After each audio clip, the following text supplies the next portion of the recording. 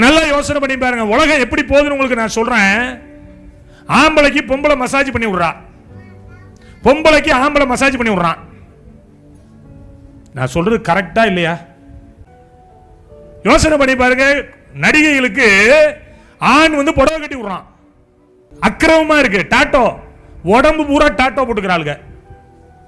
மூக்க அறுத்துக்கிறான், கண்ணுக்குள்ள டாட்டோ போட்டு சிவப்பாக்கிக்கிறான், கண்ணை பச்சையாக்கிக்கிறான், நீளமாக்கிக்கிறான். இது என்ன தெரியுமா?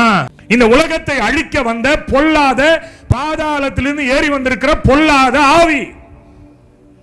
இந்த ஆவியை விரட்டணும்னா நீ கர்த்தருடைய ஆவியினால நிரப்பப்படணும். இந்த ஆவிக்கு நீ எதிர்த்து நிக்கணும்னா ஒரு எலியாவின் பக்தி வைராக்கியம் உனக்குள்ள வரணும். நீங்க அழுகைக்கு முற்றுப்புள்ளி வைக்கணும். அப்படி இருந்தாதான் இந்த கடைசி கால சத்துருவை நம்மளால அழிக்க முடியும், ஜெயிக்க முடியும்.